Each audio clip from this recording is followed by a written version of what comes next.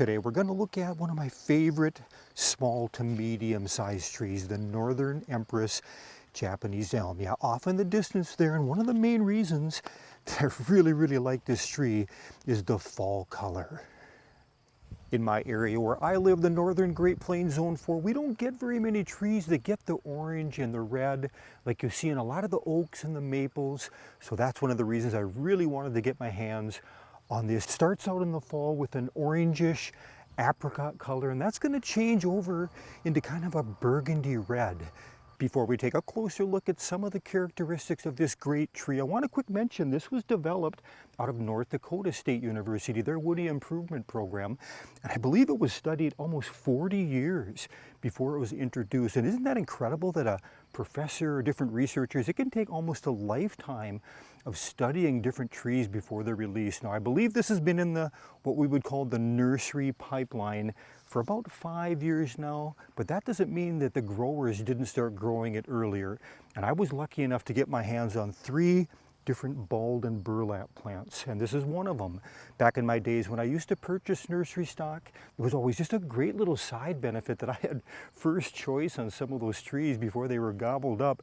And we got the hole dug, and you want to make sure on a balled and burlap that you've got the right height, and always err on the side of the plant being planted high rather than too low to avoid that girdling, because once you roll that heavy root ball in the ground, and that's how we did it. I actually just brought that tree up with a big oversized dolly. They call it a ball cart, and it's amazing that one person with that hole, you just gently roll it into place, and I think we hit the magic sweet spot on the height. But look at the size of this trunk now.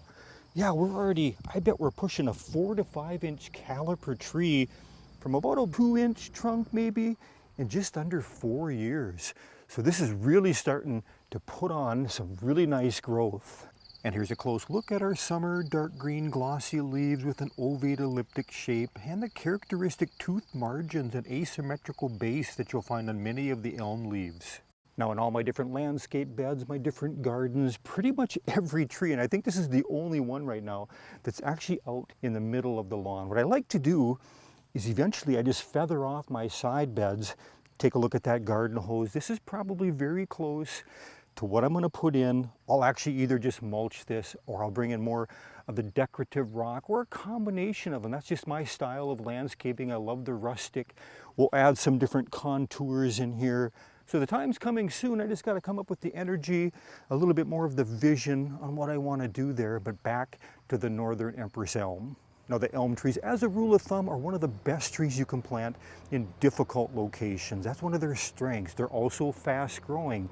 One of the drawbacks, a lot of the elm trees are going to have heavy seed crop, but the Northern Empress hardly has any seed. So not only are we getting that fall color, but we're getting a tree that we don't have to worry about the nuisance of those seeds. Now, the first year that I put this in, I didn't really get much fall color. A little bit disappointed. I thought since I planted a larger one, I was going to see that color instantly, but it wasn't until about the 3rd season that I started getting some of that orange apricot, and it was advancing, but bam, we hit a hard freeze. Mid-October, it didn't have time to finish into that burgundy, but the next year I did. I'm starting to see more and more of that fall color. So that's just my opinion, that the tree needs to gain a little size, a little more maturity before that fall color starts showing up. Let's do a quick comparison to one more elm variety that I've got planted on our site here. That's the Accolade elm. Now, this is a tree that's going to put out a lot more growth. It's probably going to push out, I would say, 3 to 4 feet a year, and this thing's going to get, oh boy, upwards, I think, 50 to 60 feet eventually. So an aggressive grower. And one of the reasons I put this fast-growing elm tree here is I lost a Dakota pinnacle birch that I had invested, oh gosh, about 10 years, and we had severe dieback. So I decided, you know what, I want something fast-growing here. Now we're going to get the yellow fall color with the Accolade elm, and eventually, I think as this tree matures, we're going to see a lot of seeds. So down the road, I might regret it, but it's going to offer just a beautiful shade tree for our house, and that's what I was after. The mature size is listed out at about 30 feet high by 25 feet wide, and usually I can guesstimate pretty good, but I want to put a measure to it and see just where we're at with the height of this tree. See if I can get all the way up there before the tape measure buckles back. All right. So we're at 13 feet at about chest level. Let's go ahead and we're adding just about another 5 feet. So we're about 18 feet tall. So this tree, you know, really we could actually, it's probably going to exceed that 30-foot height. We're going to probably see about double the size on this, depending on what you're after, whether it's a smaller, medium-sized elm or some of the larger ones like the Accolade. And there's a lot of other elm varieties to pick from for sure. And before we wrap this up, I want to mention, don't be afraid to ask some of your different nursery or garden center professionals on different varieties of trees that they may or may not be able to bring in. Once you mention it, it always put a bug in my ear, and I immediately did some research on trees, and I oftentimes brought in trees I had no information, no clue about.